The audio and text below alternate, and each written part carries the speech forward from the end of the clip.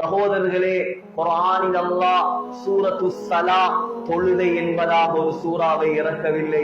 குர்ஆனில் அல்லாஹ் சூரத்து ஸகாத் ஸகாத் என்பதாக ஒரு சூறாவை இறக்கவில்லை. குர்ஆனில் அல்லாஹ் சூரத்து ஸௌம் நோன்பு என்பதாக ஒரு சூறாவை இறக்கவில்லை. ஆனால் குர்ஆனில் அல்லாஹ் சூரத்துல் ஹஜ் ஹஜ் என்பதாக ஒரு சூறாவை இறக்கி இருக்கிறான். அந்த சூறாவை ஹஜ்ஜுக்கு போக வேண்டிய எல்லாரும் படிப்பது கட்டாயம். சகோதரர்களே, சூரத்துல் ஹஜ் என்று ஒரு சூறாவை இறக்கி அல்லாஹ் முதலாவது வசனத்தில் ஹஜ்ஜை பற்றி பேசவில்லை. ஹாஜிகளே அல்லது மக்களே எல்லாரும் ஹஜ்ஜி செய்யுங்க என்ற வார்த்தையை அல்லாஹ் பாவிக்கவில்லை. சூரத்துல் ஹஜ்ஜுடைய 27வது வசனத்தில் தான் அல்லாஹ் ஹஜ்ஜை பேசுகிறான். சூரத்துல் ஹஜ்ஜை அல்லாஹ் ஆரம்பிக்கிறான். எப்படி தெரியுமா? ஒவ்வொரு ஹாஜிகளும் ஒவ்வொரு ஹஜ்ஜிக்கு போறவங்களும் இந்த வருஷம் போறவர்களாக இருக்கலாம். 21ஆம் தேதியிலிருந்து இன்ஷா அல்லாஹ் 10ஆம் தேதி வரைக்கும் முழு இலங்கை நாட்டிலிருந்தும் ஹோல்சிலோன்ல இருந்து கிட்டத்தட்ட 3500 பேர் ஹஜ்ஜிக்காக போய்கொண்டே இருக்கிறான். இவங்க எல்லாரும் எதை எடுத்துக் கொண்டார்களோ இல்லையோ, என்ன சேர்த்து கொண்டாங்களோ இல்லையோ, சூரத்துல் ஹஜ்ஜில் அல்லாஹ் முதலாவதாக என்ன சொல்கிறானோ அதைத்தான் அவர்கள் தன்னிடத்தில் வைத்துக் கொள்ள வேண்டும். அல்லாஹ் சூரத்துல் ஹஜ்ஜை ஆரம்பிக்கிறான்.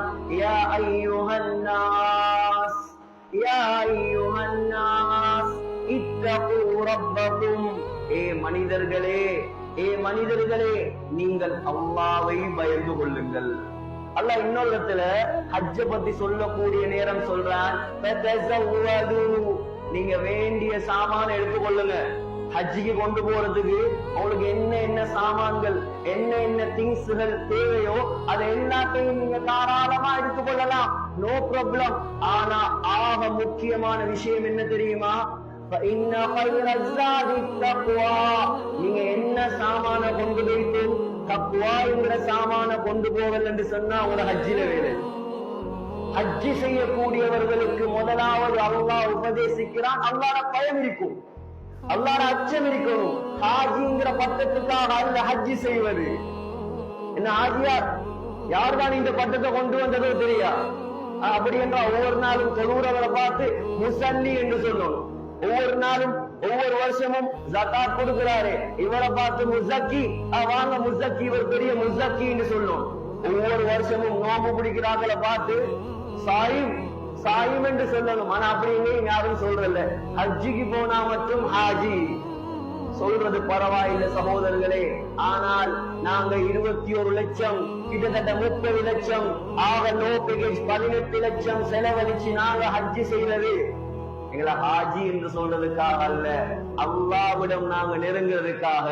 ஹஜ்ஜிக்கு போறவங்க இந்த வருஷம் போறவங்களாக இருக்கலாம், எதிர்வரக்கூடிய காலத்துல போறவங்களாக இருக்கலாம். உங்களுக்கு நான் எனக்கும் சேர்த்து சஹீஹுல் புகாரியுடைய முதலாவது ஹதீஸை நான் ரிமைண்ட் பண்ணுகிறேன். ஸல்லல்லாஹு அலைஹி வஸல்லம் சொன்னாங்க, இன்னமல் அஅமாலு பின்னியாத். நீங்க என்ன அமல் செஞ்சாலும் சரி, உங்களோட அமல்கள் கபூலாக்கப்படுவது.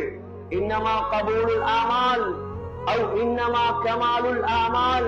உங்களோட அமல்கள் கபூலாக்கப்படுவது, உங்களோட அமல்கள் பூர்த்தியாகுவது உங்களோட நியத்துகளை வைத்துத்தான்.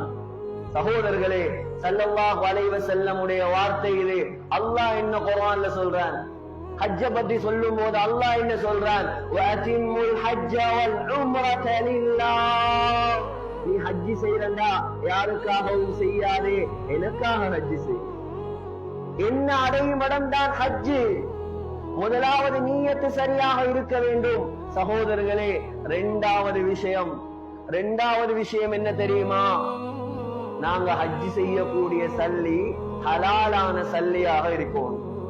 உமர் ரலியல்லாஹு அன்ஹு சொன்னாங்க, உமர் ரலியல்லாஹு அன்ஹு ரிவாயத் செய்றாங்க, யாரு ஹராமான சல்லி எடுத்துக்கொண்டு, வட்டி சல்லியா இருக்கலாம், ஏமாத்தின சல்லியா இருக்கலாம், யாருக்கு சரி பொல்லு வச்ச சல்லியா இருக்கலாம், இந்த சல்லியை எடுத்துக்கொண்டு யார் ஹஜ்ஜிக்கு வந்து லப்பைக் அல்லாஹும்ம லப்பைக் லப்பைக் அல்லாஹும்ம லப்பைக், யா அல்லாஹ் நான் வந்துட்டேன் உனக்கிட்ட, ஹஜ்ஜி செய்ய உனக்கிட்ட வந்துட்டேன் என்று யார் சொல்லுவாரோ அல்லாஹ் சொல்லுவானாம், லா லப்பைக், நீ எனக்கிட்ட வர வேண்டிய எந்த தேவையும் கிடையாது.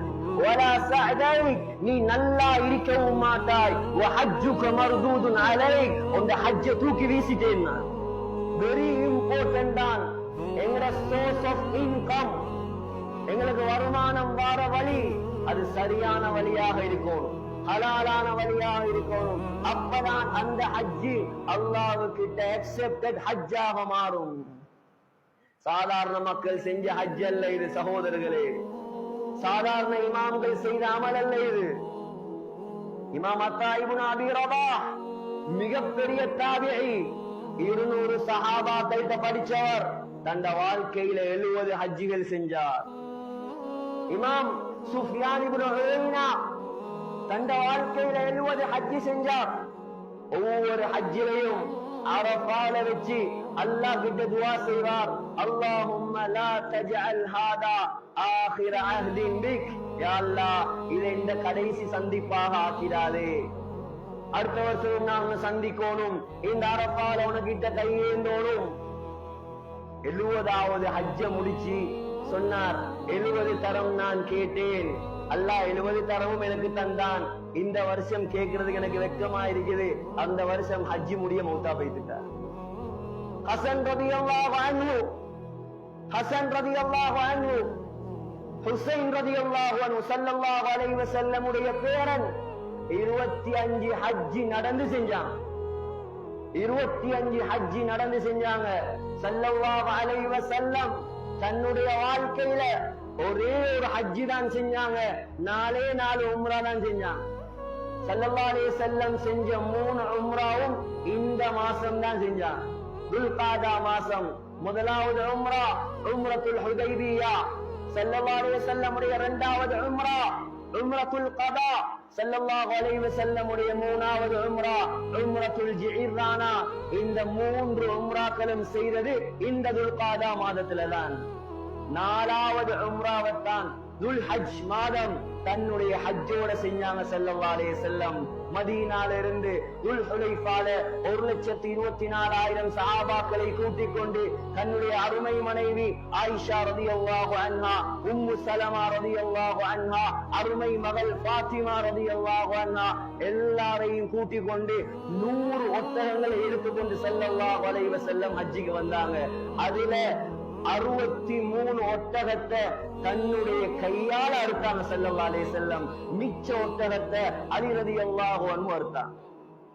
நாயகம் செய்த ஹஜ்ஜி சகோதரர்களே, 1000 பேசலாம் ஹஜ்ஜை பற்றி, நேரமிடம் கொடுக்காது, நேரமிடம் கொடுக்காது. போகக்கூடிய இடம் அந்த காபா, அந்த மக்கா.